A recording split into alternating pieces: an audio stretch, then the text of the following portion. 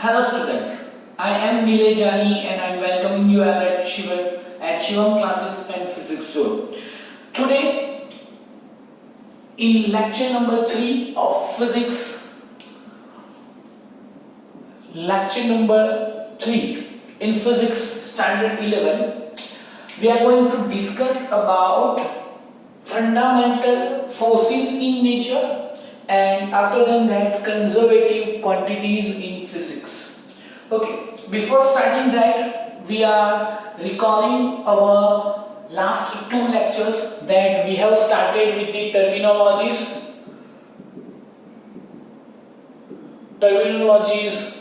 of science. So basically उसके अंदर हमने पढ़ा था साइंस क्या होता है, साइंटिफिक मेथड या फिर साइंटिफिक अप्रोच क्या होता है। उसके बाद हमने पढ़ा था टेक्नोलॉजी क्या होती है और after that what is physics, ये पढ़ा था। According to that we have started with the principle thrust of physics. Physics के 2 प्रिंसिपल थ्रस्ट के बारे में पढ़ा। First one that is unification and second one that is reductionism, ये चीज के बारे में पढ़ा। अब रिडक्शनिज्म एंड यूनिफिकेशन पढ़ने के बाद हमने यहाँ पे देखा कि यूनिफिकेशन का मतलब क्या होता है। With the help of the single law we can explain the different phenomena of nature.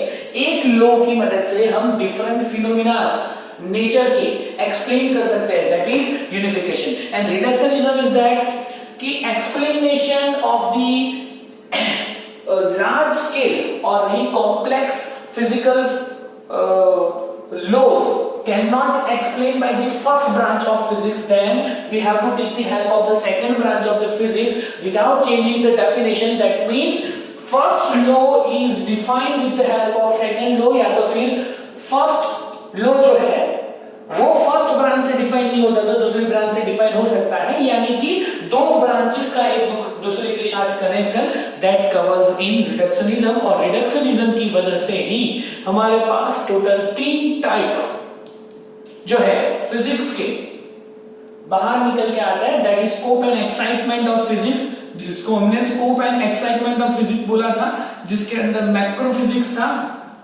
माइक्रोफिजिक्स था और मेसोफिजिक्स था। अब मैक्रोफिजिक्स जो है वो बेसिकली अपने क्लासिकल फिजिक्स को कवर करता है और माइक्रोफिजिक्स जो है दैट कवर्स क्वांटम फिजिक्स। इस चीज के बारे में पढ़ा था। क्लासिकल फिजिक्स के अंदर टोटल 4 टाइप है, total 4 type. First one that is mechanics, उसके बाद इलेक्ट्रो मैग्नेटिज्म, उसके बाद ऑप्टिक्स और उसके बाद थर्मोडायनेमिक्स। ये चीज के बारे में पढ़ा था। मैकेनिक्स के भी मैंने 2 पार्ट्स निकाल के रखे हुए थे। First one that is kinematics और second one that is kinetics. Kinematics के अंदर वेलोसिटी के बारे में बात की जाती है, लेकिन रीजन फॉर वेलोसिटी यहां पे नहीं लिया जाता, लेकिन यहां पे velocity is considered with reason of velocity, यानी कि फोर्सेस के बारे में भी बात की जाती है। उसके बाद इलेक्ट्रोमैग्नेटिज्म के अंदर मैंने बोला था 3 ब्रांचेस है, सॉरी 2 ब्रांचेस है, electric branch and magnetic branch. Electric branch जो है 2 टाइप में डिवाइड होगी, इलेक्ट्रोस्टैटिक एंड करंट इलेक्ट्रिसिटी, ठीक है। बाद में थर्मोडायनेमिक्स, क्वांटम फिजिक्स की वजह से रेंज जो है वो बढ़ गई है और रेंज की वजह से हमें अप्लाइड फिजिक्स के बारे में भी पढ़ने को मिला था। And last topic of the last lecture that was relation between society, science and technology. That was our revision, that means we can say recall of the previous 2 lectures. Now in today's lecture we are going to discuss about the fundamental forces of nature. In this lecture we are going to discuss about fundamental forces in nature. There are mainly 4 kind of fundamental forces. कितने type के fundamental forces है हमारे पास? Total 4 type के fundamental forces exist करते हैं। Fundamental forces of physics, जिसके अंदर सबसे पहला टाइप है ग्रेविटेशनल फोर्स, और दूसरा टाइप है इलेक्ट्रिक फोर्स। इलेक्ट्रिक फोर्स को कूलम्ब्स फोर्स भी कहा जाता है, ठीक है। What is gravitational force? While two masses m1 and m2 are placed at some distance, this is mass m1, this is mass m2, this is m1, this is m2, center to center का distance दोनों का कितना है? r। जब ये दोनों को एक दूसरे से r डिस्टेंस पे रखा जाता है, while two masses are placed at some distance, then gravitational force is directly proportional to multiplication of masses and inverse of the square of each distance between them। तो इसका मतलब कि ये फोर्स जो है वो डायरेक्टली प्रोपोर्शनल हो गया मासेस के मल्टीप्लिकेशन और इनवर्सली प्रोपोर्शनल हो गया उसके स्क्वायर के रेडियस से। Now so that is why while I am removing the proportionality constant at that time put equal to and we have to put proportionality constant, proportionality की sign यहां पे proportionality constant is g m1 m2 upon r square where g is considered as what, ये सब चीजों के बारे में आगे पढ़ने ही वाले हैं, where g is equal to proportionality constant of Newton's gravitational force, of Newton's gravitational force, ठीक है। यहां पे रूल क्या हो जाएगा? y रूल ये हो जाएगा y two masses are placed at some distance in vacuum, then gravitational force between them is directly proportional to multiplication of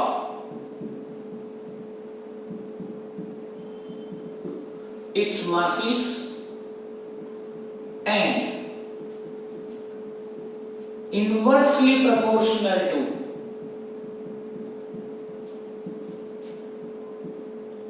square of the distance between masses. The force is having direction lies on line joining masses। ये जो force की direction होगी वो masses को जो join करेंगे उनकी, ये वाले जो मासेस को ज्वाइन करता है सेंटर टू सेंटर, इसी के ऊपर इन दोनों का फोर्स लगेगा। Now about the gravitational force,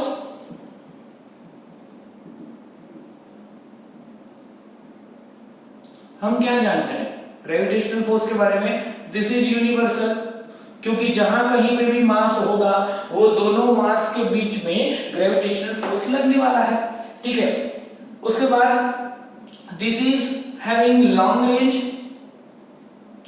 और शॉर्ट रेंज। ये कहां पे एप्लीकेबल है?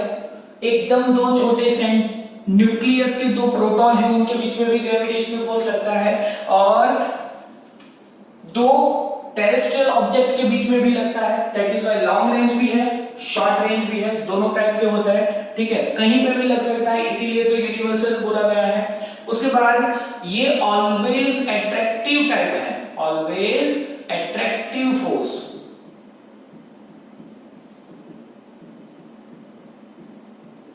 ठीक है, ये इसकी मदद से क्या होता है, ठीक है, एग्जाम्पल गिवन, यानी कि रोटेशन of terrestrial objects,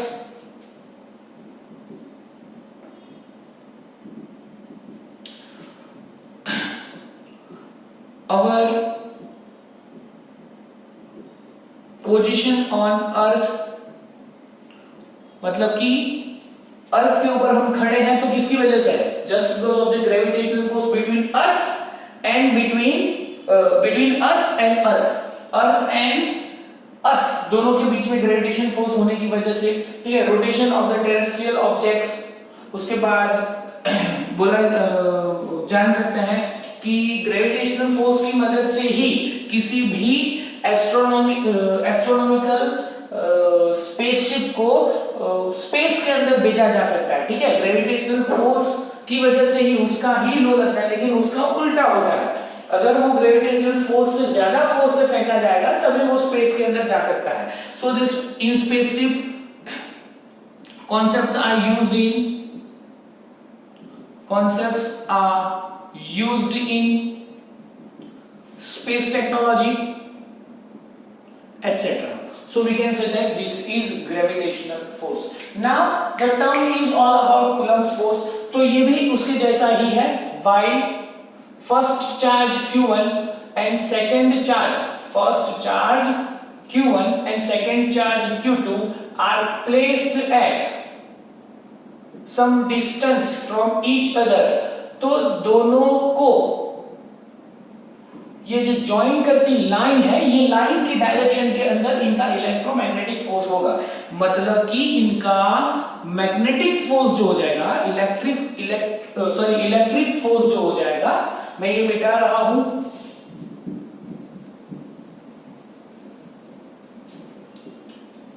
ज्यादातर चीजें सेम ही आने वाली है, इसलिए मैं इसको मिटा रहा हूं। ठीक है, यहां पे क्या हो जाएगा,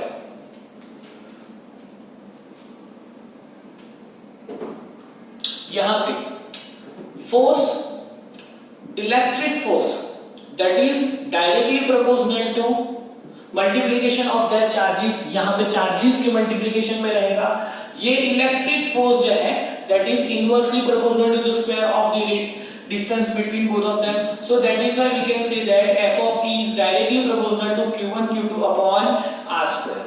ठीक है, ये मल्टीप्लिकेशन के चार्जेस के मल्टीप्लिकेशन के अंदर proportionality में रहेगा, while that is inversely proportional to the square of the radius, so that is why f of e is equal to k। This is proportionality constant of electric force या तो फिर Coulomb's force का Q1 Q2 upon r square, where k is equal to small k is equal to proportionality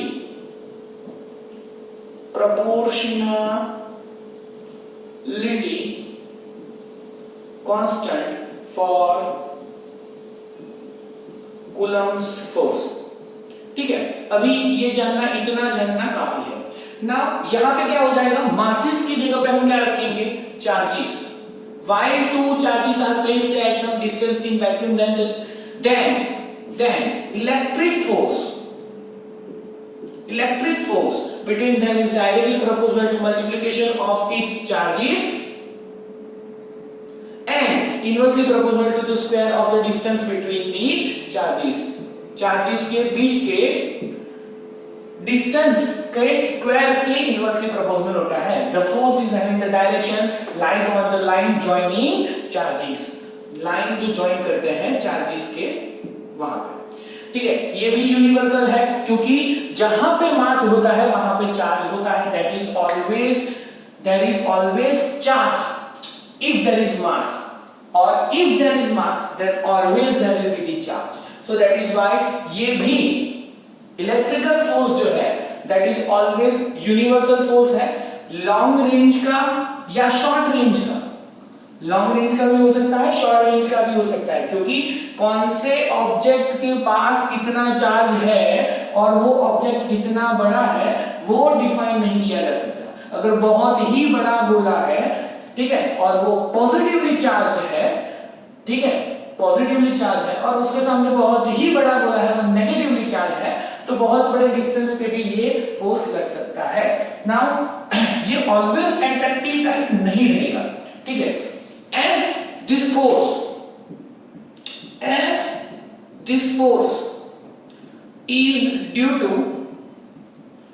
charges of objects, it may be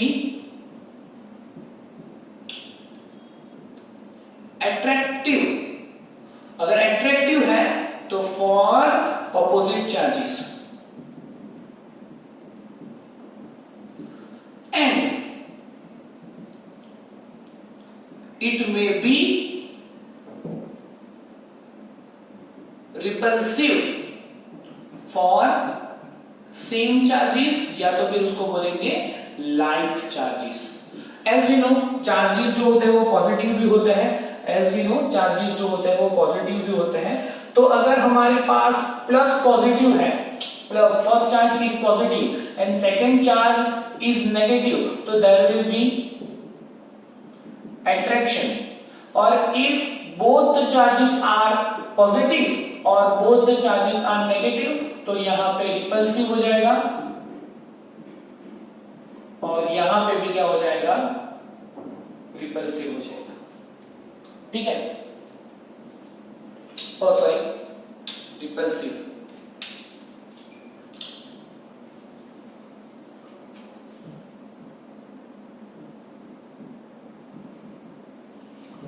चलिए, तो इसका मतलब कि this electric force,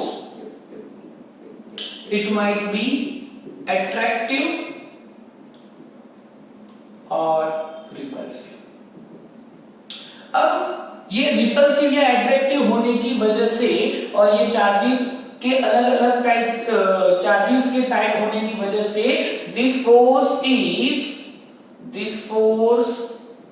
is more strong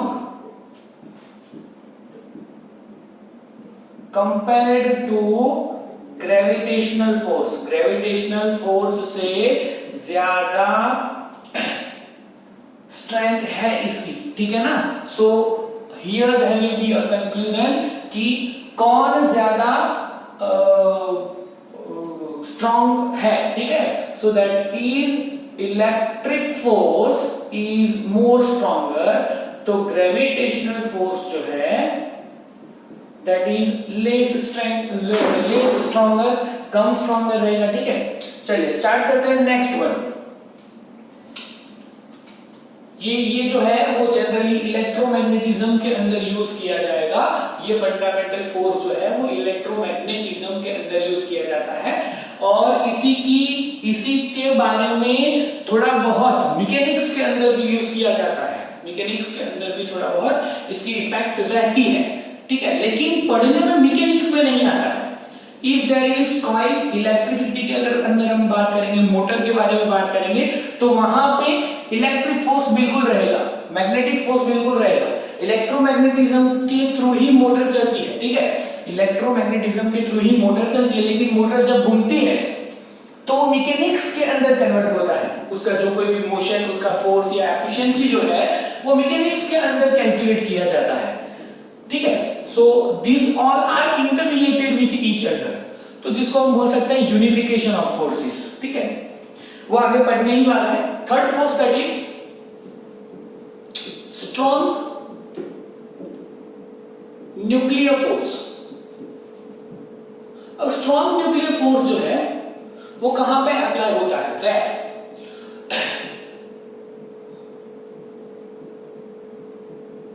inside nucleus.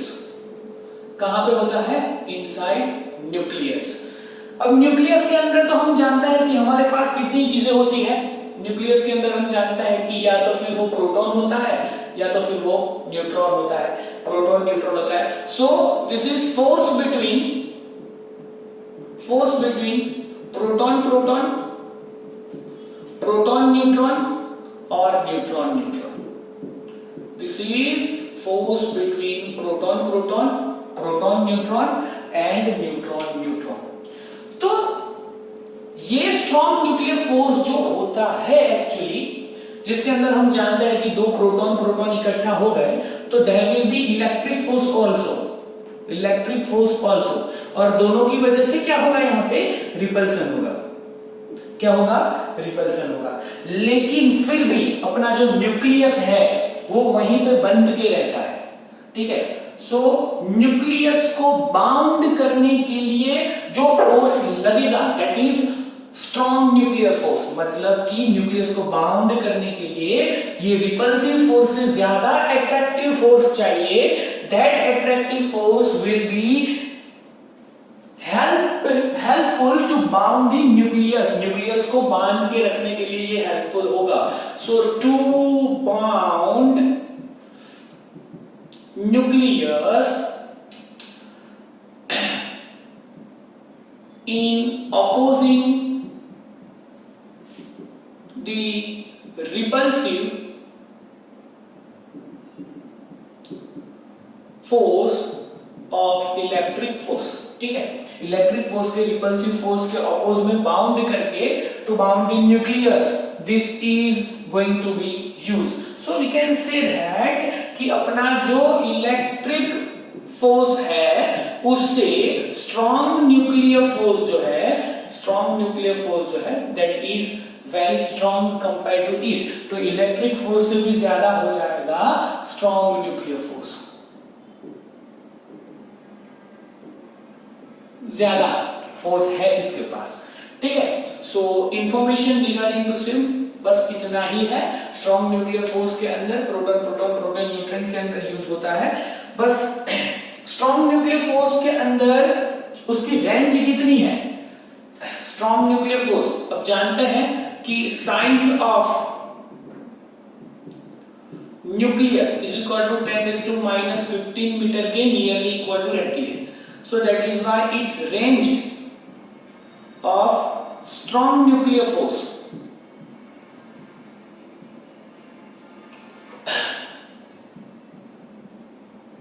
is equal to 10⁻⁻15 metre, इसके नजदीक में रहेगी, ठीक है।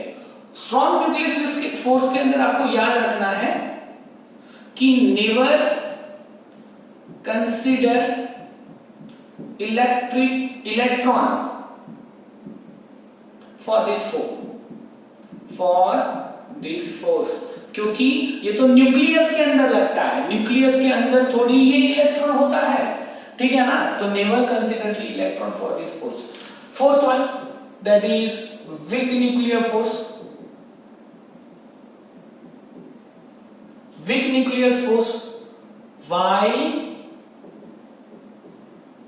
there is beta emission process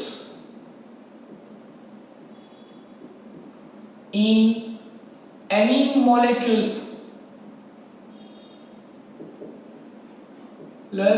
chemical reaction, chemical reaction के एनी मॉलिक्यूलर फॉर्मेशन के अंदर जब भी कोई बीटा एमिशन होता है, at that time weak nuclear force will have. There is concept of weak nuclear force.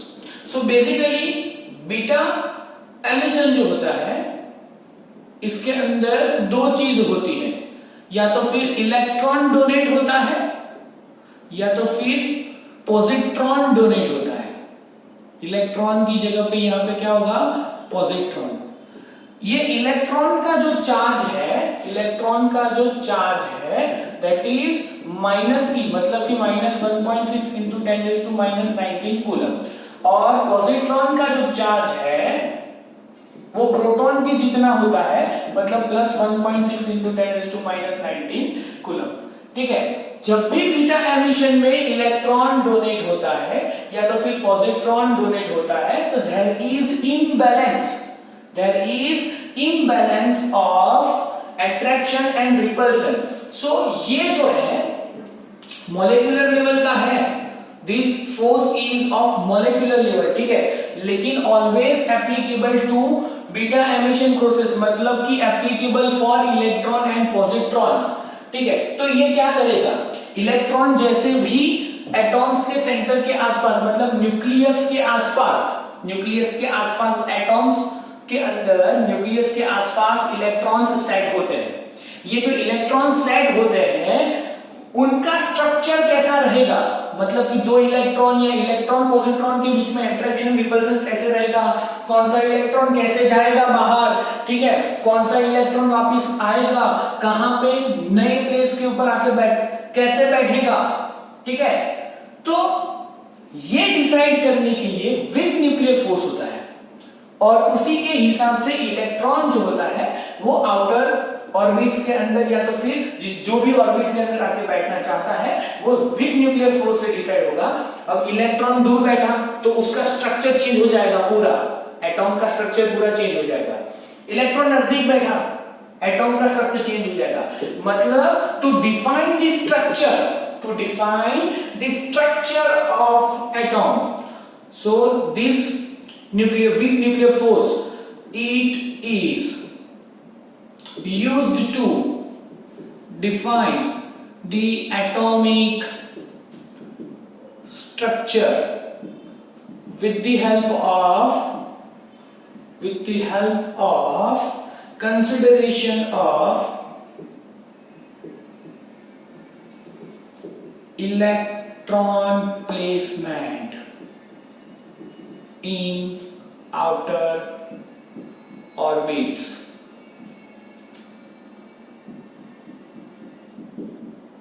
ठीक है, so this was week nuclear force. अब जब भी इलेक्ट्रॉन डोनेट होता है तो इसको हम बोलते हैं बीटा माइनस प्रोसेस, और पॉजिट्रॉन जब भी निकलता है तो बीटा प्लस, तो बीटा माइनस एमिशन बोला जाएगा इसको, और या तो फिर बीटा प्लस एमिशन बोला जाएगा, ठीक है। So this was the concept regarding to weak nuclear force. तो वीक न्यूक्लियर फोर्स में सिर्फ इलेक्ट्रॉन्स आए तो we can say that gravitational force से ज्यादा होगा, ठीक है, ग्रेविटेशनल फोर्स से ज्यादा होगा। This is only attractive type of, कैसा होता है, अट्रैक्टिव टाइप ऑफ, क्योंकि स्ट्रक्चर तो बनाने के लिए अट्रैक्टिव तो रखना ही पड़ेगा, ठीक है, वरना तो इलेक्ट्रॉन हर बार रिपल्स करके निकल ही जाएगा। अट्रैक्टिव टाइप ऑफ होगा। तो स्ट्रॉन्ग न्यूक्लियर फोर्स के बाद इलेक्ट्रिक फोर्स, लेकिन ग्रेविटेशनल फोर्स से ज्यादा स्ट्रॉन्ग होगा, so weak nuclear force will be here। So by the comparison of this one we can say that here there will be strong nuclear force, that is maximum strong, उसके बाद थोड़ा सा कम होगा, that is electric force, उसके बाद थोड़ा सा कम होगा, that is weak nuclear force, और उसके बाद सबसे लेस स्ट्रॉन्ग लेकिन सबसे ज्यादा जरूरी कौन सा है, ये, ठीक है। So that is why comparison के अंदर अगर देखा जाए तो स्ट्रॉन्ग न्यूक्लियर फोर्स को अगर मैं 10⁻⁴ न्यूटन कंसीडर करता हूं तो इलेक्ट्रिक फोर्स जो होगा वो 10⁻² न्यूटन जितना होगा। मतलब कि strong nuclear force is 100 times more stronger compare to electric force. जब ये 10⁻1 है तो वीक न्यूक्लियर फोर्स जो होगा वो 10⁻18 न्यूटन के आसपास रहेगा, ठीक है। और जब 10⁻1 होता है तब gravitational force that is 10⁻34 newton के आसपास रहता है, ठीक है। So by that you can do the comparison of this way. So end of the fundamental forces in nature, ये चारों जो है those are always will be there with you while you are walking, while you are sleeping, while you are observing something, these four forces will be there. These four forces will be there with you every time. ठीक है? So that is why these are fundamental forces. Now let me talk about unification of forces. अब forces का unification कैसे हो सकता है? ठीक है? तो let's start unification of forces. छोटी सी थियरी है unification of forces. सबसे पहले हम स्टार्ट करेंगे सर आइजैक न्यूटन से। तो न्यूटन ने स्टार्ट किया कहां से? सबसे पहले फाइंड किया ग्रेविटेशनल फोर्स। सबसे पहले क्या फाइंड किया? Gravitational force. ये ग्रेविटेशनल फोर्स की मदद से हमें पता चला कि मोशन कैसे होती है। Motion of every particle, motion of every particle. इसने दिखाया कि मोशन ऑफ एवरी पार्टिकल। अब अगर एवरी पार्टिकल की हम बात कर रहे हैं तो there will be proton and neutron also. ठीक है? तो उसी की वजह से हमारे पास मैक्सवेल की एक थियरी आई और मैक्सवेल ने बोला कि there will be electric force with magnetic force और उसी के साथ इलेक्ट्रोमैग्नेटिक वेव भी जनरेट होता है। वो किसने बोला? मैक्सवेल ने बोला। ठीक है? इलेक्ट्रोमैग्नेटिक वेव जनरेट होता है, किसने बोला? मैक्सवेल ने बोला। अब मैक्सवेल से पहले electric force and magnetic force के बारे में Orsted and Faraday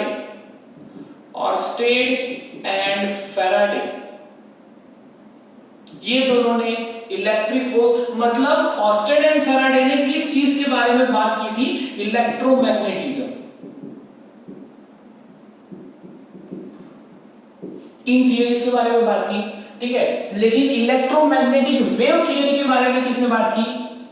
electromagnetic wave theory के बारे में थोड़ा सा फिर से लिख रहा हूं। इलेक्ट्रोमैग्नेटिक वेव थियरी के बारे में किसने बात की? मैक्सवेल ने बात की। ठीक है? Now after that we have decided, जिसे मैक्सवेल ने ये डिफाइन कर दिया उसके बाद तीन साइंटिस्ट थे, शेल्डन, सलाम एंड स्टीवन। कौन से तीन साइंटिस्ट थे? शेल्डन, स्टीवन एंड सलाम। ये तीनों ने प्रिडिक्शन किया। They have predicted that. अब क्या प्रिडिक्शन किया ये तीनों ने बोला कि there is some relation between weak nuclear force and electric force. Predicted that there is relation between किन चीजों के बारे में? weak nuclear force and electric force। क्योंकि हमने बताया कि यहां पे बीटा एमिशन में क्या होता है? इलेक्ट्रॉन जाता है, पॉजिट्रॉन जाता है। So that means electric force and week nuclear force के बीच में कुछ रिलेशन है। ये दोनों एक दूसरे से रिलेट करते हैं। और after then that Rubbia and one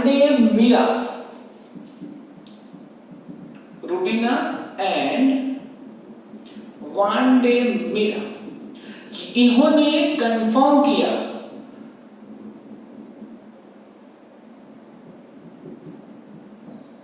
confirmation of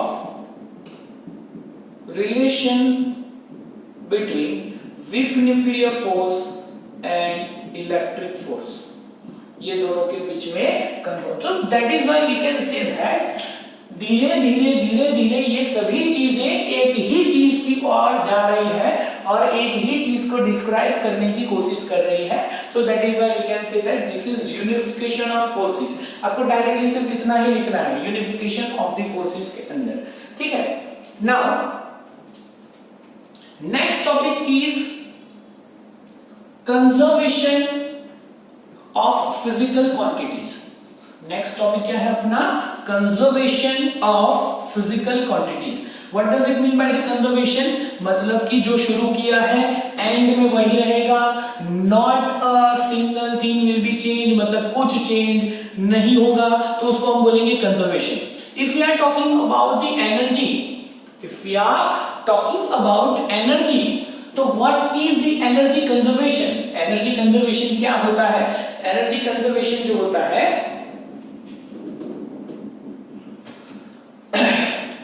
सबसे पहले देख लेते हैं। पहली चीज है conservation of physical quantities.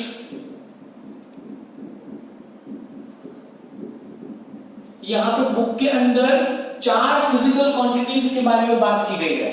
First one that is energy, second one that is mass, first one that is which one?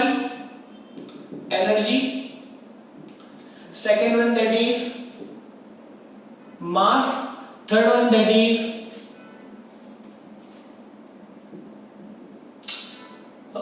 linear momentum, and fourth one that is angular momentum। ठीक है, यहां पे ये दो चीज की डेफिनेशन या एक्सप्लेनेशन कुछ भी नहीं है, क्योंकि आपको पढ़ने के लिए नया है। शायद लीनियर मोमेंटम के बारे में हम जानते हैं, लेकिन एंगुलर मोमेंटम के बारे में आप नहीं जानते होंगे। एनर्जी, एनर्जी क्या है? एनर्जी क्या है? तो सबसे पहले हम जानते हैं energy is neither can be created nor can be destroyed. Energy, energy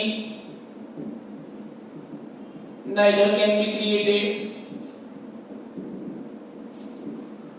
nor can be destroyed, इसको destroy नहीं किया जा सकता, is only converted from one form to another form, is always converted from, energy is always converted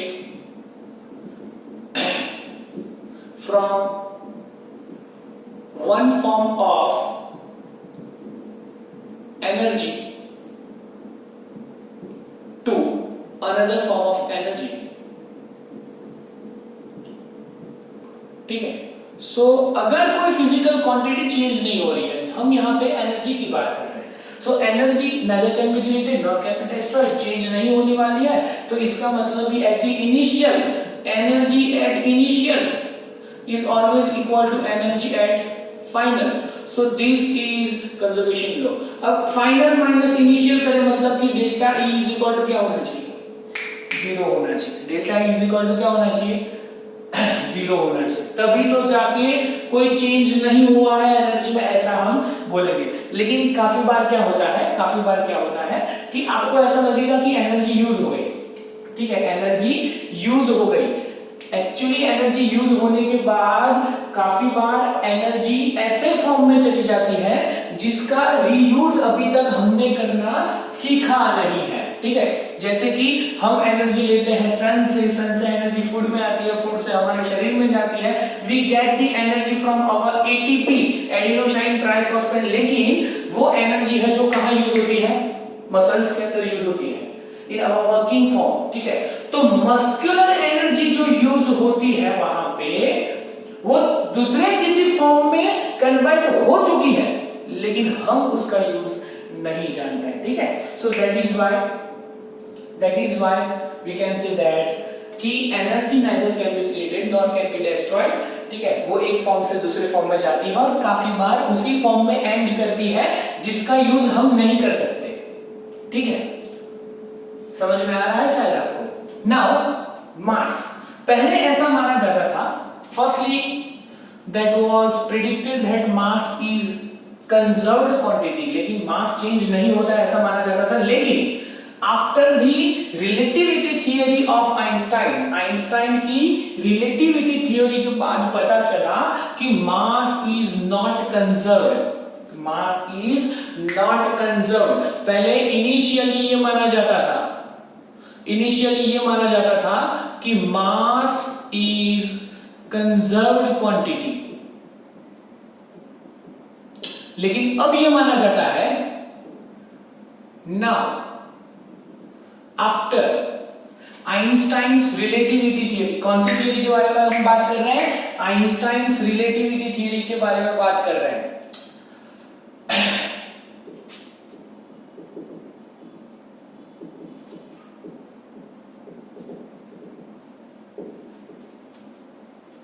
after Einstein's relativity theory क्या हुआ? E is equal to delta mc square.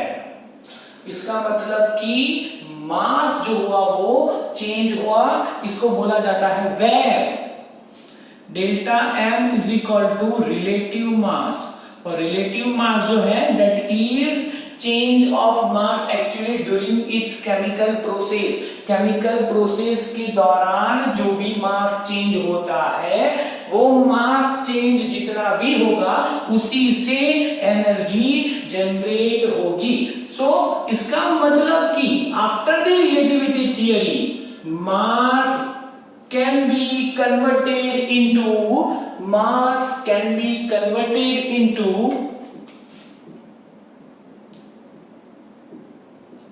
Energy.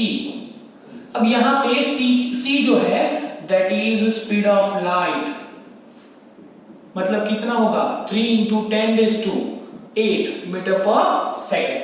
Is that clear? So this is Einstein's relativity theory. तो ये सब चीजों से पता चलेगा। Linear momentum के बारे में हम पढ़े हुए हैं, P is equal to mv, that is linear momentum. तो ये भी कंजर्व है जो पढ़ा हुआ है, P at initial is equal to P at final. That means momentum at initial of any physical process is always equal to the momentum at final. ठीक है? तो that was linear momentums conservation. Angular momentum के बारे में हम पढ़ने वाले हैं. So that is in standard level, अभी तक बिल्कुल नहीं पढ़े हैं. ठीक है? तो उसके बारे में डिस्कस करना कोई मुनासिब नहीं होगा. So that is why we are ending the chapter right over here. 3 lecture लग गए हैं जिसके अंदर टीचिंग पॉइंट्स कितने रहे हमारे? ठीक है, हमारे टीचिंग पॉइंट्स कितने रहे? सबसे पहले टीचिंग पॉइंट के अंदर टर्मिनोलॉजीज थी. टर्मिनोलॉजीज के बाद हमने देखा कि टर्मिनोलॉजीज में हमने साइंस की देखी, साइंटिफिक मेथड की देखी, फिजिक्स की देखी. ठीक है, उसके बाद प्रिंसिपल थ्रस्ट के बारे में पढ़ा जिसमें सबसे पहले यूनिफिकेशन था और उसके बाद दूसरा था रिडक्शनिज्म. ये दोनों खत्म करने के बाद रिडक्शनिज्म से 3 ब्रांचेस शुरू हुई जिसको हम बोलेंगे स्कोप और द एक्साइटमेंट ऑफ फिजिक्स, जिसके अंदर सबसे पहला था मैक्रोफिजिक्स, सेकंड वन मेसो फिजिक्स और उसके बाद माइक्रोफिजिक्स. मैक्रोफिजिक्स के अंदर हमने देखा क्लासिकल फिजिक्स और उसके 4 टाइप, और इसके अंदर हमने देखा quantum physics. Now after that scope of excitement और ये दोनों को खत्म करने के बाद आज के लेक्चर से जो शुरू किया था फंडामेंटल फोर्सेस और उसके बाद कंजर्वेशन ऑफ फिजिकल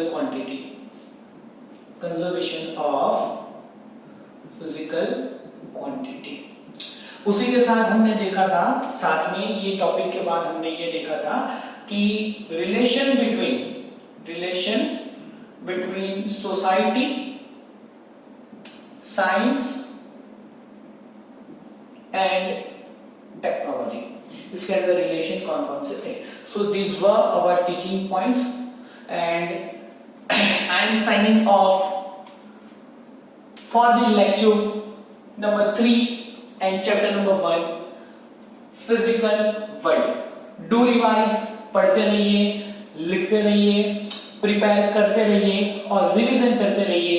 ठीक है, ये लेक्चर जो है वो अंडरस्टैंडिंग पॉइंट ऑफ व्यू में था. JEE नीट के लिए ये बिल्कुल काम का नहीं है. बोर्ड्स के लिए ये आपको शायद काम में लगे, लेकिन उसमें से भी पूछने के चांसेस बहुत कम है. ठीक है, but informative informations regarding to the topics you should have. So that is why here is the lecture. I'm signing off. Bye bye. Namaste.